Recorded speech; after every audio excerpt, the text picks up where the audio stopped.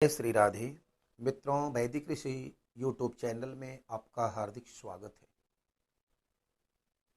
योगिनी एकादशी की साधारण व्याख्या करने की चेष्टा कर रहे हैं।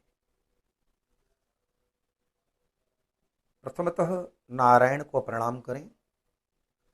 नारायणाय सुरमंडनमंडनाय नारायणाय सकल स्थितिकारणाय नारायणाय भवभीतिनिवारणाय नारायणाय प्रभवाय नमो नमस्ते। नारायणाय सतचंद्रनिभाननाय नारायणाय मणिकुण्डलधारणाय नारायणाय निजभक्तपरायणाय नारायणाय सुभगाय नमो नमस्ते। नारायणाय सुरलोकप्रपोषकाय नारायणाय खलदुष्टविनाशकाय नारायणाय दितिपुत्रविमर्दनाय नारायणाय सुलभाय नमो नमस्ते।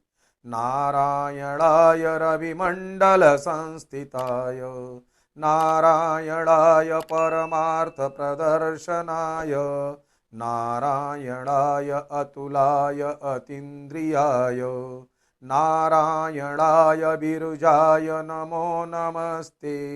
नारायणाय रमणाय रमावराय नारायणाय रसिकाय रसोत्सुकाय नारायणाय रसवर्जितनिर्मलाय नारायणाय वरदाय नमो नमस्ते। युधिष्ठिर महाराज युधिष्ठिर ने भगवान वासुदेव से पूछा, हे प्रभु, आषाढ़ के कृष्ण पक्ष में जो एकादशी होती है उसका क्या नाम है और उसका क्या परिणाम है? कृपया उसका वर्णन कीजिए। भगवान श्री कृष्ण बोले, हे नृप श्रेष्ठ युधिष्ठिर, आषाढ़ के कृष्ण पक्ष की एकादशी का नाम योगिनी है। यह बड़े बड़े पातकों का नाश करने वाली है। संसार सागर में डूबे हुए प्राणियों के लिए यह सनातन नौका यानी जहाज के समान है, पानी वाले जहाज के समान। तीनों लोकों में यह सारभूत व्रत है। एक समय की बात है, अलकापुरी में राजाधिराज कुबेर रहते थे। वे सदा भगवान शिव की भक्ति में तत्पर रहते थे। उनके पास एक हेममाली नाम का एक यक्ष सेवक था जो पूजा के लिए फूल लाया करता था। हेममाली की पत्नी बड़ी सुंदरी थी, बहुत सुंदर थी। उसका नाम विशालाक्षी था। वह यक्ष कामपाश में आबद्ध होकर सदा अपनी पत्नी में ही आसक्त रहता था। एक दिन की बात है, हेममाली मानसरोवर से फूल लाकर अपने घर में ही रुक गया और पत्नी के प्रेम का रसास्वादन करने लगा। यहां पर कुबेर के भवन में न जा सका। यहां पर कुबेर बैठ करके मंदिर में शिव का पूजन करने के लिए उद्यत थे। कुबेर जी मंदिर में बैठे बैठे फूल आने की प्रतीक्षा कर रहे थे और फूल देर समय तक भी न आ सका। जब दोपहर हो गया तो कुबेर ने भगवान शिव की एन केन प्रकार पूजन करके उठा। जब पूजा का समय व्यतीत हो गया तो यक्षराज ने, जिनका नाम कुबेर है, वो कुपित होकर के सेवकों से पूछे, यक्षों, यह दुरात्मा हेममाली क्यों नहीं आ रहा है? इस बात का तो पता लगाओ। यक्षों ने कहा, राजन, वह तो अपनी पत्नी की प्रेमबद्ध कामना में आसक्त हो अपनी इच्छा के अनुसार घर में ही रमण कर रहा है।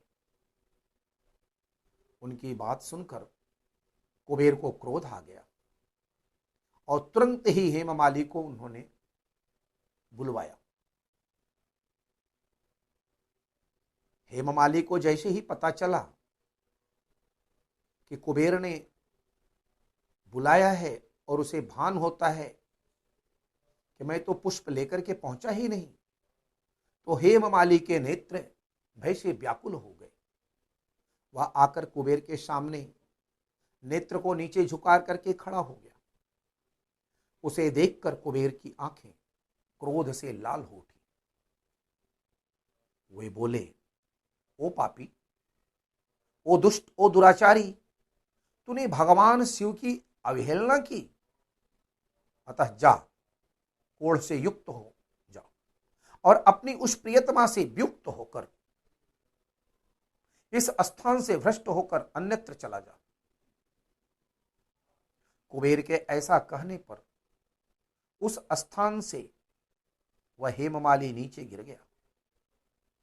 उस समय उसके हृदय में महान दुख हो रहा था, पश्चाताप हो रहा था कि मैंने ऐसा क्यों किया। कोढ़ों से सारा शरीर उसका आबद्ध हो गया, परंतु शिव पूजा के प्रभाव से उसकी स्मरण शक्ति लुप्त नहीं हुई। पातक से दबा होने पर भी वह अपने पूर्व कर्म को सदैव याद रखने लगा। तदंतर इधर उधर भटकता हुआ, घूमता हुआ वह पर्वतों में श्रेष्ठ मेरुगिरी के शिखर पर चला गया। वहां उसे तपस्या के पुंज मुनिवर मार्कंडेय जी का दर्शन हुआ। पापकर्मा यक्ष ने दूर से ही मुनि के चरणों में प्रणाम किया। मुनिवर मार्कंडेय ने उसे भय से कांपते देख परोपकार की इच्छा से निकट बुलाकर पूछा, अरे, ये तुझे कोढ़ के रोग ने कैसे दबा लिया है? तू क्यों इतना अधिक निंदनीय और दयनीय स्थिति में हो? यक्ष बोला, हे मुने, मैं कुबेर का अनुचर हूं, मेरा नाम हेममाली है। मैं प्रतिदिन मानसरोवर से फूल ले आकर के कुबेर को देता था। कुबेर महाराज उससे शिव जी की पूजा किया करते थे। एक दिन पत्नी के सहवास के सुख में फंस जाने के कारण मुझे समय का ज्ञान ही नहीं रहा। अतः राजा धीराज कुबेर ने कुपित होकर मुझे शाप दे दिया, जिससे मैं कोढ़ से आक्रांत होकर अपनी प्रियतमा से मैं बिछुड़ गया हूं। हे मुनि श्रेष्ठ, इस समय किसी शुभ कर्म के प्रभाव से मैं आपके निकट आ पहुंचा हूं। संतों का चित्त स्वभावतः परोपकार में लगा रहता है। यह जानकर मुझ अपराधी को कर्तव्य का उपदेश कीजिए। मार्कंडेय जी ने कहा, तुमने यहां सच्ची, सीधी और सही बात कही है, असत्य भाषण नहीं किया है। इसलिए मैं तुम्हें कल्याणप्रद व्रत का उपदेश करता हूं। तुम आषाढ़ के कृष्ण पक्ष में योगिनी एकादशी का व्रत करो। इस व्रत के पुण्य से तुम्हारी कोढ़ निश्चय ही दूर हो जाएगी। भगवान श्री कृष्ण कहते हैं, ऋषि के ये वचन सुनकर हेममाली दंड की भांति मुनि के चरणों में पड़ गया। मुनि ने उसे उठाया, इससे उसको बड़ा हर्ष हुआ। मार्कंडेय जी के उपदेश से उसने योगिनी एकादशी का व्रत किया, जिससे उसके शरीर की कोढ़ दूर हो गई। मुनि के कथनानुसार उस उत्तम व्रत का अनुष्ठान करने पर वह पूर्ण सुखी हो गया। हे नृपश्रेष्ठ, यह योगिनी का व्रत ऐसा ही है। कहते हैं कि जो 88,000 ब्राह्मणों को भोजन कराता है, उसके समान ही फल उस मनुष्य को भी मिलता है जो योगिनी एकादशी का व्रत करता है। योगिनी महान पापों को शांत करने वाली और महान पुण्य को देने वाली है। इसके पढ़ने और सुनने से मनुष्य सब पापों से मुक्त हो जाता है। जब भी हम एकादशी का व्रत रखें,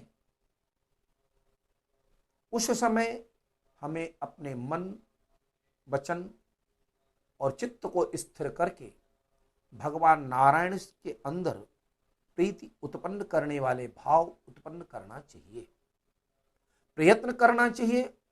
उस दिन हम भगवान विष्णु सहस्रनाम का पाठ, विष्णु अष्टोत्तर शतनाम का पाठ, श्री कृष्ण या गोपाल जो भी प्रिय हैं, उनके पाठ को करने से मन चित्त शुद्ध होता है और एकादशी का व्रत पूर्ण होता है। जय श्री राधे।